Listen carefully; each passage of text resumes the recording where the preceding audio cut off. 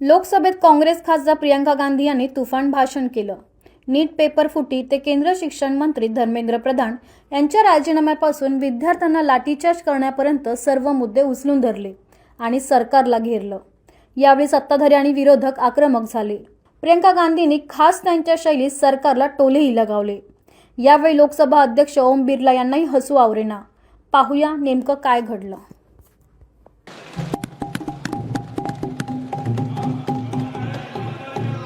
धन्यवाद अध्यक्ष महोदय जी, आपने मुझे इस विषय पर बोलने का मौका दिया।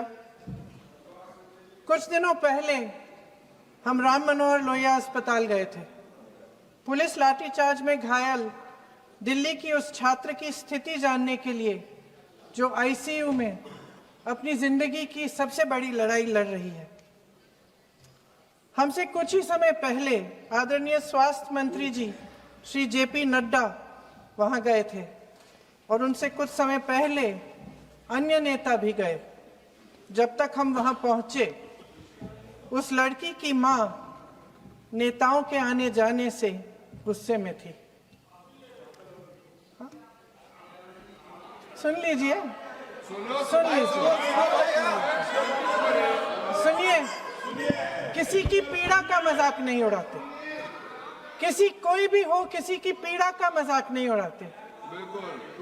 आप संसद में बैठे हैं, निशिकांत जी आप बना रहे हो। जब तक हम वहां पहुंचे, उस लड़की की मां नेताओं के आने जाने से गुस्से में थी। किस लिए आए हो? उसने आईसीयू के दरवाजे के बाहर खड़े होकर हमें पूछा। हमारे सामने कांपते हुए हाथ जोड़े कहने लगी कि धन्यवाद आप आए हैं, ठीक है, मगर मुझे किसी से नहीं मिलना, मुझे किसी से बात नहीं करनी। महोदय, उस मां की पीड़ा से उसका पूरा शरीर कांप रहा था, लेकिन उसने दृढ़ आवाज में कहा, सुबह से बड़े बड़े लोग यहां आ रहे हैं, एक के बाद एक वीडियो बना रहे हैं। वह भी आए जिन्होंने मेरी बेटी का ये हाल किया है। किस लिए? उसने हमसे पूछा। किस लिए? मेरी बेटी की बलि तो चढ़ गई है, लेकिन उसे कुछ भी हो जाए तो मैं उसके लिए अपने आप लड़ूंगी। मुझे किसी की मदद नहीं चाहिए, मैं अकेले लड़ लूंगी। महोदय, शायद मुझे यहां खड़े होकर सबके सामने ये बात नहीं कहनी चाहिए, मगर उस मां की गुहार ने मुझे शर्मिंदा किया। उसके दिल के टूटने की वो आवाज जो अस्पताल की दीवारों से में गूंज रही थी, मेरे मन में अभी भी गूंज रही है। इसलिए उस मां की इजाजत लिए बिना मैं आपके द्वारा आदरणीय प्रधानमंत्री महोदय जी और आदरणीय गृह मंत्री महोदय जी से पूछना चाहती हूं कि क्या जरूरत थी एक मासूम बच्ची पर इस तरह दमन करने की? क्या जरूरत थी उन छात्रों पर आंसू गैस चलवाने की, उन पर लाठियां बरसाने की, उन पर वाटर कैनन्स चलवाने की? क्या जरूरत थी उन नौजवान लड़कियों को जलील करते हुए उनके कपड़े फाड़ने की, उनको बेरहमी से गंदी तरह पिटवाने की? देश के युवाओं पर पैलेट गन्स और AK-47 चलवाने की क्या आवश्यकता थी? क्या वे आतंकवादी थे? क्या आतंकवादी हैं? टेररिस्ट हैं? हाँ, कांग्रेस बोल रही है। हाँ, कांग्रेस बोल रही है। जवाब दीजिए, जवाब दीजिए। कांग्रेस बोल रही है, जवाब मांग रही है, जवाब दीजिए।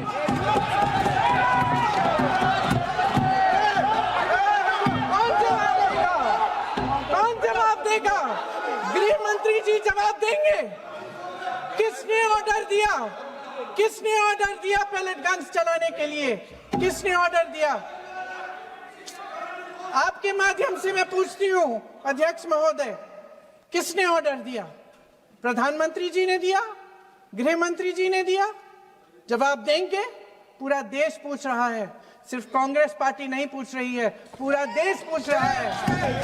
अध्यक्ष महोदय, देश के माता पिता पूछ रहे हैं, छात्र पूछ रहे हैं, अध्यापक पूछ रहे हैं, पूरा देश आज ये पूछ रहा है।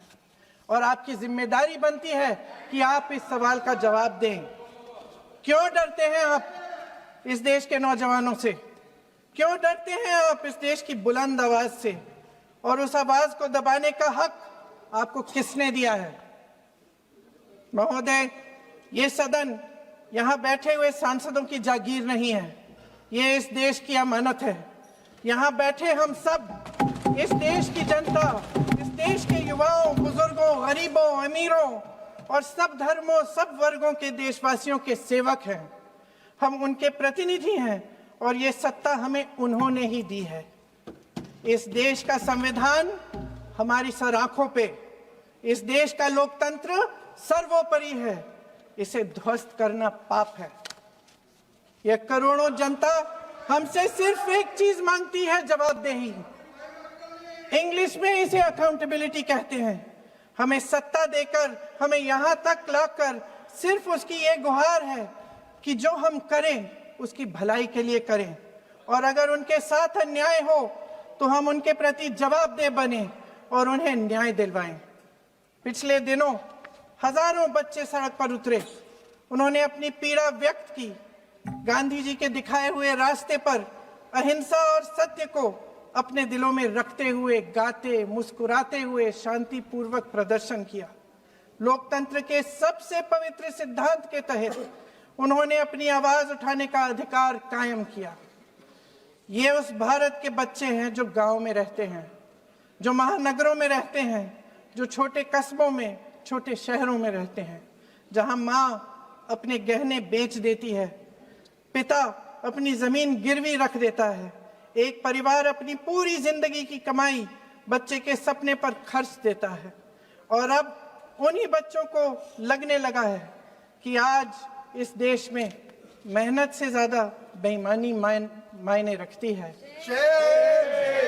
मेरिट से ज्यादा पैसा मायने रखता है।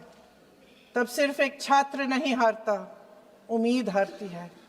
इन परेशान बच्चों ने अपनी उम्मीदें आपसे साझा की। उनकी मांगे क्या थी?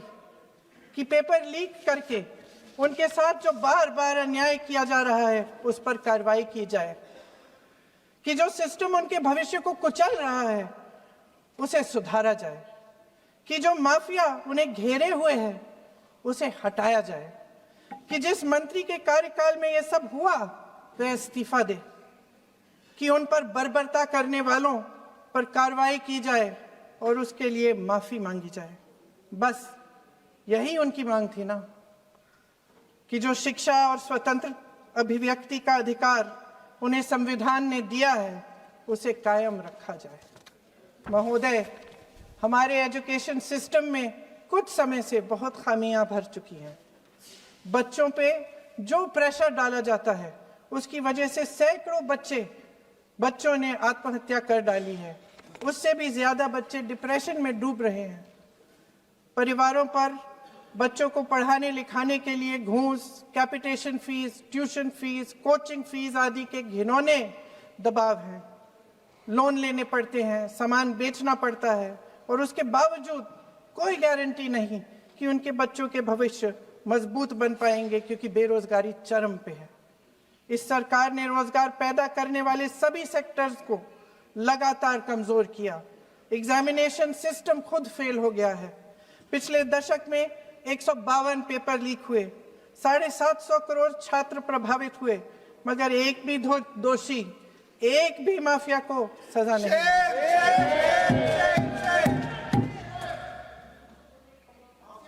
हमारे एजुकेशन में आरएसएस के प्रचारकों को भर भर कर उसे खोखला बना दिया है।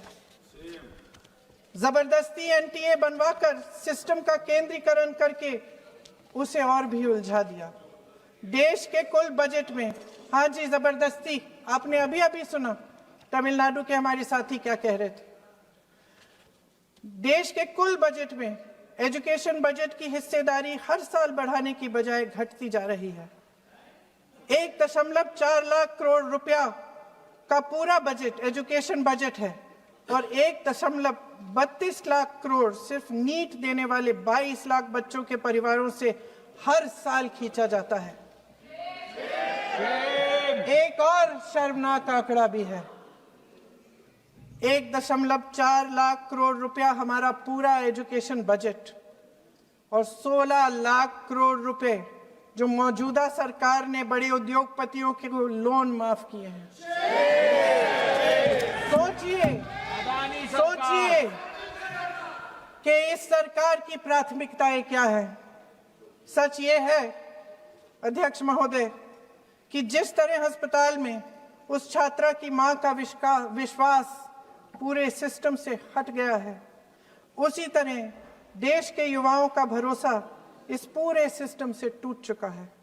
और जब इस तरह देश के भविष्य हमारे युवा निराश होकर सरकार और सिस्टम से अपना भरोसा हटा देते हैं, तो उस भरोसे को फिर से बनाने के लिए सिस्टम के अंदर से जवाब नहीं ढूंढा जा सकता, उसके दायरे से बाहर निकलना पड़ता है, नए सिरे से ठोस प्रयास करने पड़ते हैं। अफसोस की बात यह है अध्यक्ष महोदय कि इतना हो जाने के बाद भी आदरणीय प्रधानमंत्री महोदय जी और उनके साथी इस सच्चाई को समझ नहीं पा रहे हैं। वे अभी भी ये सोच रहे हैं कि पीआर, नैरेटिव चेंज और पालतू मीडिया के सहारे एक बार फिर उनकी नैया पार हो जाएगी। परसों शिक्षा मंत्री जी ने शर्मनाक परिस्थितियों में अपना इस्तीफा दिया और कल यहीं मकर द्वार पर मेरे सत्ता पक्ष के सांसदों ने जिंदाबाद के नारे चिल्लाते हुए उनका संसद में ऐसे स्वागत किया जैसे मानो कोई सुपरस्टार पहुंच गए हैं। विडंबना देखिए महोदय, जब भूतपूर्व शिक्षा मंत्री को मुकुट पहनाया जा रहा था, स्वागत हो रहा था उनका, तब महाराष्ट्र में एक परिवार पेपर लीक पीड़ित अपनी बेटी की आत्महत्या का शोक मना रहा था। आपकी सरकार ने देश के करोड़ों छात्रों को क्या संदेश दिया? आपको किस बात का गौरव है, किस बात का अभिमान है? ये कौन सा अहंकार है? जहां आंखों में शर्म होनी चाहिए वहां बेशर्मी और स्वागत के नगाड़े बजाए रह रहे हैं। एक तरफ मातम है, दुख है, यहाँ फूल माला डाल रहे हैं। कोई आप पर कैसे यकीन करे? प्रधानमंत्री महोदय जी ने नया शिक्षा मंत्री चुना, एक ऐसे व्यक्ति को इस पद पर आसीन किया जिसने एक गर्भवती महिला के बलात्कारियों की रिहाई पर अपनी सहमति व्यक्त की, खुशी जताई। देश की करोड़ों लड़कियों को प्रधानमंत्री जी ने क्या संदेश दिया? सर, अखबारों में है। अखबार में नहीं, मेरा कुछ भी बोल के चले जाते हैं क्या? अरे ये तो कैसा क्या है इनके पास? ऐसा ही कोई आरोप लगा दीजिएगा।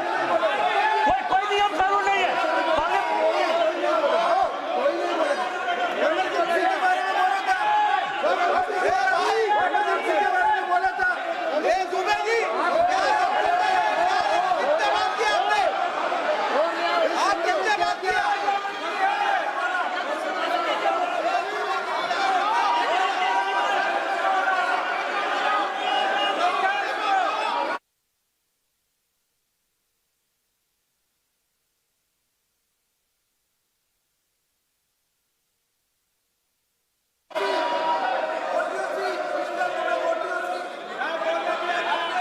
अध्यक्ष महोदय जी, जो श्रीमती प्रियंका वाड्रा गांधी जी बोल रही थी, तो बीच में उनके वहाँ से भी टोका टोकी पहले भी हुए, हमारे यहाँ से भी हुए थे। अभी हम लोग तो शांति से सुन रहे हैं, लेकिन जो अभी अभी हमारे वर्तमान नए शिक्षा मंत्री को जो उन्होंने टिप्पणी की, कैरेक्टर असैसिनेशन है एक तरीके से संसद में, और इस तरीके के भाषा हम उम्मीद नहीं करते हैं। मैं इसमें प्रहलाद जोशी जी ने भी खुद कहा है, एक तो उन्होंने प्रियंका जी ने जो गलत बात कही है रिकॉर्ड पे, उसको रिकॉर्ड से हटा दिया जाए। दूसरा इस तरह का भाषा का इस्तेमाल ना करें। आपने डिबेट से पहले आपने अपील किया कि संसद में डिबेट का स्तर को नहीं गिराने चाहिए। उनके पार्टी के वो सीनियर लीडर है, वो पहली बार चुन के आए हैं, मगर उनके पार्टी में सीनियर है, जिम्मेदारी के साथ बोलना चाहिए। अगर पूरा ऑथेंटिकेट नहीं कर सकते हैं तो मैं ये मानता हूं कि उनको क्षमा मांगना चाहिए सदन से।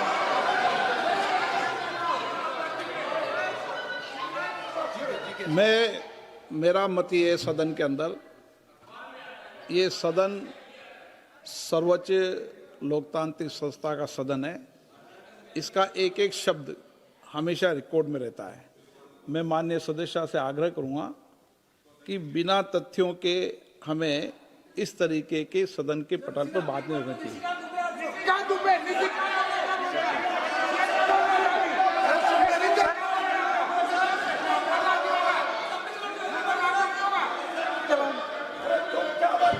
ये तो डिलीट कर दिया, लेकिन आगे भी वो भी डिलीट करा सर। ये जो निशिकांत बोलता वो भी ये सीधे क्या बोल रहा था, क्या कर रहा था सर जो प्रहलाद जोशी जी ने बिल्किस बानो के बलात्कारियों की रिहाई पर जो बयान दिए, उसका प्रमाण मैं आपको दे दूंगी, मैं भेज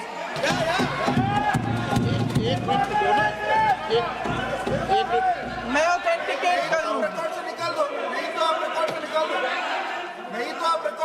स्पीकर का डायरेक्शन 115, उनको पहले ऑथेंटिकेट करने के लिए सर, ऑथेंटिकेट करेंगे उसके बाद वो आगे बढ़ेंगे, ऐसे नहीं होगा। पहले ऑथेंटिकेट करने दो सर, उनको ऑथेंटिकेट करने के लिए कहिए, ऑथेंटिकेट करने कहिए उनको।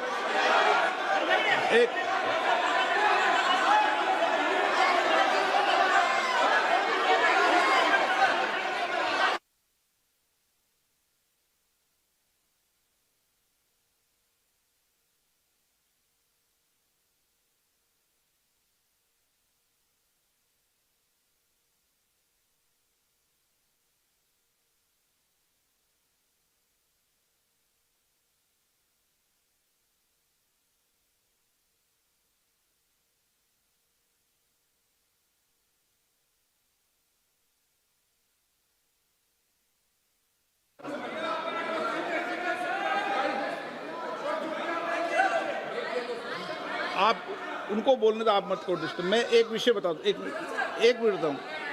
नियम 353 के अंदर फिर मैं एक बार स्पष्ट कर दूं, किसी भी सदस्य द्वारा किसी भी व्यक्ति के विरुद्ध मानहानि या अभियोगात्मक प्रकृति का कोई आरोप नहीं लगाया जाएगा जब तक कि सदस्य ने अध्यक्ष और संबंधित मंत्री को पर्याप्त अग्रिम सूचना नहीं दे दी हो।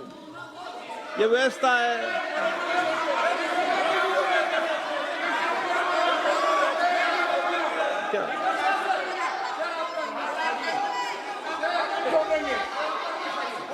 House, ma'am, the same house, Honorable Shrikant Dubey told, still that is in the record about Indira Gandhi ji. Still that is in the record. Still that is in the record. Sir, you are not removed, sir. बोलो, आप भी बोल लो। Sir, केसी वेणुगोपाल जी ने जो नाम लिया है और मैं नेहरू जी के बारे में जो बात कहा है मैंने सर, मैं उस पर कायम हूं और मैं किताब जो है ऑथेंटिकेट करने के लिए तैयार हूं। अय्याज थे नेहरू, अय्याज थे। मैं फिर दोबारा रिपीट कर रहा हूं, आई एम अगेन रिपीटिंग, यही फैक्ट है और वो किताब में ऑथेंटिकेट करके दे रहा हूं। I am authenticating that book.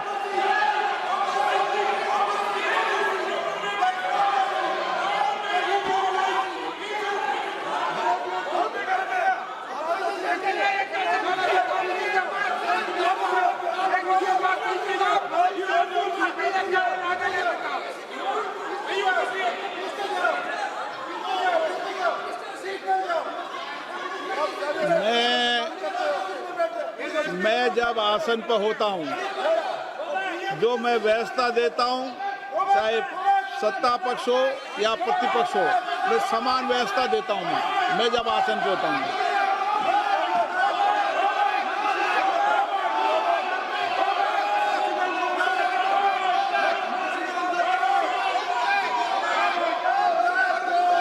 Please बोलने दो, आप उनको बोलने दें। उनको बोलने दें। नो, अरे आप उनको नहीं बोलने देना चाहते? चलिए चलिए, 114 प्लीज प्लीज सच्चाई। Sir sir sir Priyanka ji को ऑथेंटिक करना चाहिए, ऑथेंटिकेट करना चाहिए, और जो मिस इन्फॉर्मेशन कर रहे हैं, नहीं तो मिस इन्फॉर्मेशन के लिए कार्रवाई करना चाहिए सर। ये क्या कुछ भी बोल के चल सकते हैं क्या? और procedure for the minister the correcting the mistake 114 में अगर वो आपने जो रूल का जिक्र किया 353 में, मुझे कोई नोटिस नहीं दिया है, मैं इधर प्रेजेंट हूँ, और मैंने ऐसे कैसे बिना ऑथेंटिकेशन बोल सकते हैं मुझे बिना नोटिस दिए हुए? इसलिए मैं इसको खंडन करता हूँ और उसको एक्सपेल करना चाहिए और उनको माफी मांगना चाहिए।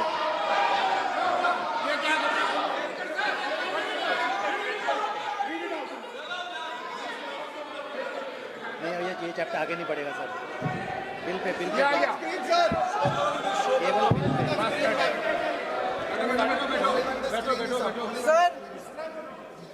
Sir here is a newspaper माननीय आर्टिकल। सदस्य, सर अरे आप पूरा बुक ले गया आपने, बुक ले गया सकता है। Sir written by a respected माननीय journalist, सदस्य, I will authenticate using this sir. आप माननीय सदस्य प्लीज इसको छोड़ दें।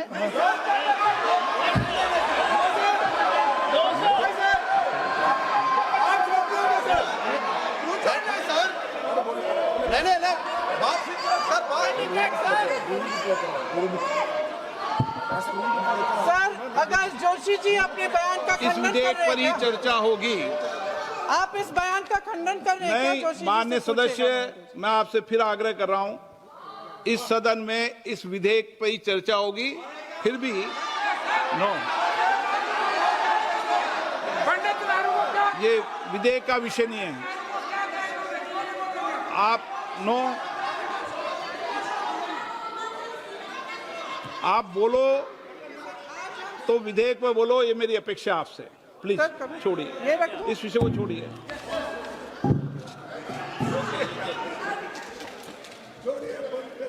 आज हम सदन पटल पर एक ऐसे विधेयक में संशोधन पर डिबेट कर रहे हैं जो 2024 में पारित हो चुका था, और इसमें मुख्य संशोधन यही है कि पेपर लीक के अन्य अपराधों के लिए सजा बढ़ाई जाएगी। मगर जब से ये विधेयक पारित हुआ तब से अब तक इस सरकार ने एक भी अपराधी को सजा नहीं दी। आपने देखा है कि कल और परसों से फेस रिकॉग्निशन द्वारा प्रदर्शन करने वाले बच्चों के नाम और पते सार्वजनिक किए जा रहे हैं, मगर यही काम पेपर लीक करने वाले अपराधियों के लिए अभी तक नहीं किया गया।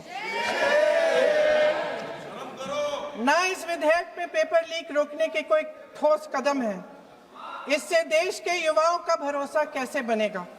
अध्यक्ष महोदय, आदरणीय प्रधानमंत्री महोदय जी को आपके माध्यम से मैं कहना चाहती हूं कि शायद उन्हें अपने सलाहकार बदलने चाहिए। वे असलियत से एकदम टूट चुके हैं। नई नई कमेटियां बनाने से काम नहीं चलेगा। उनका अध्यक्ष चाहे कोई भी हो।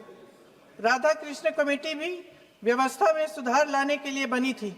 आज तक उसकी एक सिफारिश लागू नहीं हुई है, और इस नई कमेटी में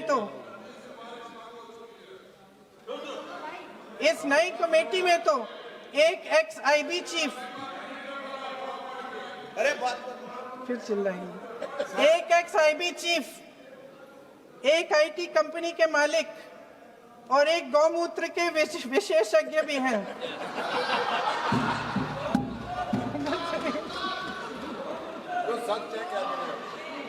इन्हें शिक्षा के बारे में क्या पता जी? सर सच है। आप आज मेरे से नाराज हो रहे हैं। मन मुस्कुरा लीजिए। वो आपने भी चुनाव लड़ा।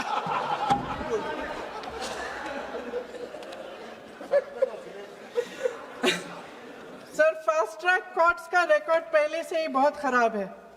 वैसे भी कल की सुनवाई में सीबीआई का वकील पेश ही नहीं हुआ। संसद में विपक्ष को दोषी ठहराने से, खोखले राजनीतिक खेल खेलने से काम नहीं चलेगा।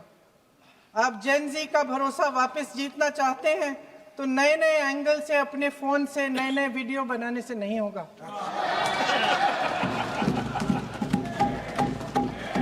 प्रधानमंत्री जी को कैमरे का एंगल नहीं, दिल का एंगल बदलना पड़ेगा। ये जेनरेशन जागरूक है, समझता है, झूठ पहचानने की उसकी अपार क्षमता है। इनका दिल और दिमाग जीतने के लिए आपको सच्चाई पर उतरना पड़ेगा। आपके शासन के चलते इस नौजवान पीढ़ी के साथ घोर अन्याय हुआ है, बर्बरता हुई है। इस सच्चाई को स्वीकार करिए। अपनी जिम्मेदारी से पीछे हटने से काम नहीं चलेगा। आदरणीय प्रधानमंत्री महोदय जी, आपको जिम्मेदारी लेनी पड़ेगी, ठोस कदम उठाने पड़ेंगे। शिक्षा विशेषज्ञों को इकट्ठा कीजिए, छात्रों, अध्यापकों, सभी स्टेक होल्डर्स को साथ लेकर, अन्य विचारधाराओं के थॉट लीडर्स के साथ गहरी चर्चाएं करवाकर एक नई शिक्षा प्रणाली तैयार कीजिए। मौजूदा नेशनल एजुकेशन पॉलिसी में 8 महीने तो एग्जाम चलते हैं, अध्यापकों को पढ़ाने का समय नहीं मिलता। सिर्फ आरएसएस के लोगों से भरने की बजाय सिस्टम को शिक्षित, एजुकेटेड, उन्नत और उदार दृष्टिकोण के लोगों से भी भरिए, जिनकी योग्यता सिर्फ उनकी विचारधारा न हो। रोजगार पैदा करने के सख्त कदम उठाइए, इस पर फोकस करिए। मेडिकल कॉलेजेस की संख्या बढ़ाइए, चिकित्सा शिक्षा का विस्तार कीजिए, ताकि ये बच्चे जो मेहनत कर कर के भी अपने भविष्य नहीं बना पा रहे हैं, एक उज्जवल भविष्य का सपना देख पाए। अध्यक्ष महोदय, छात्रों को सड़क से हटाया जा सकता है, लेकिन उनके सवालों को नहीं। हर लाठी जो किसी लड़की पर, किसी लड़के पर चली है, वे बच्चों की पीठ से ज्यादा सरकार की साख पर पड़ी है। देश के नौजवान न्याय मांग रहे हैं, भीख नहीं। वे यहां सरकार गिराने नहीं, अपना भरोसा बचाने के लिए आए थे। अध्यक्ष महोदय, आपके माध्यम से मैं सरकार को कहना चाहती हूं, अपनी साख बचाइए, अपनी नीयत ठीक करिए, अपनी अकड़ का इलाज कीजिए, अपने वादों पर अमल कीजिए। आपके शासन में हमने बड़ी बड़ी चोरियां देखी हैं। चुनाव में वोटों की चोरी, राम मंदिर में चंदा की चोरी, आपके उद्योगपति मित्रों द्वारा देश की संपत्ति की चोरी, किसानों की जमीन की चोरी। लेकिन सबसे बड़ी चोरी, हाँ ठीक है, सबसे बड़ी चोरी तब हुई। कहिए, बोलिए।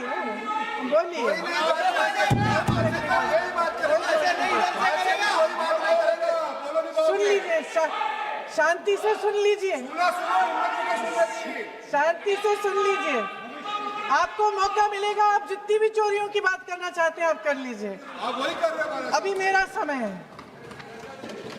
सबसे बड़ी चोरी तब हुई जब देश के नौजवानों के भविष्य, उनके सपने चुराए गए। भविष्य की चोरी, सपने की चोरी किसी भी चोरी से कहीं बड़ी होती है महोदय। अगर देश का युवा निराश हो जाए, अगर देश का युवा निराश हो गया, उसकी उम्मीद टूट गई, तो सबसे बड़ी हार भारत की हार होगी। और हम कांग्रेस और विपक्ष के लोग जान दे देंगे, मगर भारत की हार नहीं होने देंगे। जय हिंद। सर, अब तो मुस्कुरा लीजिए, भाषण खत्म।